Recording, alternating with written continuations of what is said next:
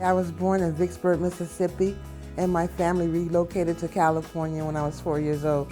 So I basically grew up in California on the Monterey Peninsula. I have five brothers and three sisters. I remember my father working two jobs and taking care of us. My mom was not allowed to work. She had to stay at home and take care of the children. So my dad did all the working, and we went to school, and then I was the first African American with a full scholarship to an all-Caucasian private school, but I was too shy to take it. Well, my partner that I'm with said, come on. He got his feelings hurt by his mom and decided he was going to New Orleans. So he called me back home and said, come on, babe, come to New Orleans, we can start over down there. I resigned from my job, left everything, and came to New Orleans thinking I was coming to an apartment, and came to homelessness. And when I got out the Greyhound station, I called him and he was at work, and he was like, oh, go to the New Orleans Mission. I said, excuse me? And he was like, go to the New Orleans Mission. I said, why? And he was like, well, I'm staying at the New Orleans Mission. Well, I went there, and the lady that was over the women, she said, we don't have no room. So I was like, what am I supposed to do? I went outside, and I looked up, and I said, Lord, what am I gonna do? I'm 2,385 miles away from home. What am I gonna do? And so I was standing out there, and I was praying. And some man came out, and he said, ma'am, come inside, we're gonna find room for you. And so we went inside, and he had her come back, and she said, well, if a lady leaves, then you can stay here too. I said, okay. And the next morning during breakfast, she came to me and said, you have to leave. We don't have any room for you. I said, but you said if someone leaves, I can stay. She said, well, unfortunately, you can't stay. So after you finish breakfast, you have to go. So that's what I did. And I got over to the Salvation Army, and that's where I stayed. They gave me some free nights to stay there, but after those, they charged $10 a night. So I'm like, okay, I don't have a job yet, so what am I gonna do? I used to go underneath the bridge down there by the Greyhound bus station and panhandle to have my $10 to stay in the shelter. I started working and I was at the Superdome, and I worked at the Superdome as a cook. And then my daughter came, and so we both, I had to stay in the shelter then because I couldn't have my child on the bridge nowhere. So I worked at the Superdome, and I called the shelter that we was at, and I said, I have to work late. I'm gonna be in to the shelter late.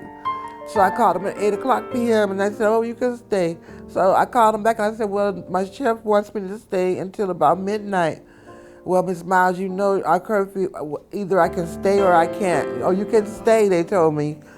But when I got to the shelter, they wouldn't let me in. And then they had called CPS and had my child taken away. So I got my kid back. And the Lord blessed me to get on permanent supportive housing. And we moved into our apartment was a double. And then one night, some man broke in my kitchen window and tried to rape my child. So I called Miss Amy and I told her, Miss Amy, I'm gonna be late because some man just tried to attack my girl and I have to wait for the police. And that's when she said, Miss Miles, you gotta get out of there. I started working here through AARP, and that was after I had left rallies because one of my coworkers threatened my life. I worked at EEOC, I worked at Delgado, and then they sent me to NHS. And I came in and I started working for AARP, and they seen how I worked and liked my work. So they picked me up permanently, and that was a blessing in itself. That's how I met Miss Amy. I moved into one of their houses, and I started leasing that house.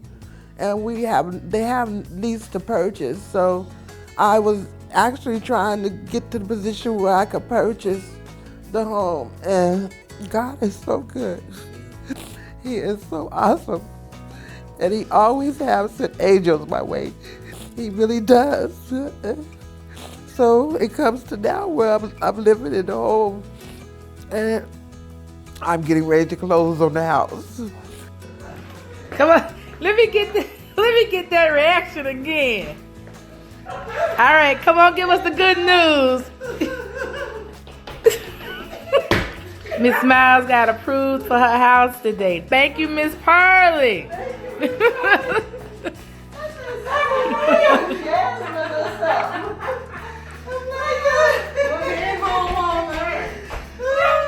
To say I came from homelessness to being a homeowner, it's wonderful. NHS is fantastic. I can't think of a job that I've had that's been as great and fair and loving as NHS has been to me. They've been around 41 years. Like I said, started off with AARP, and now I'm a certified counselor. I haven't started counseling yet, but I have all my training, and they just help me all the way around.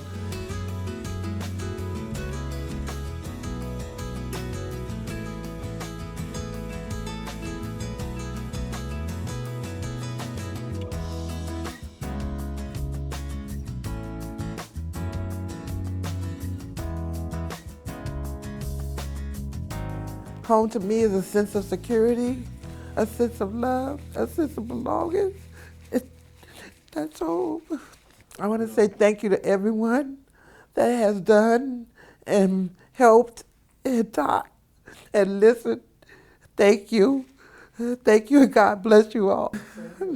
No, yeah, good.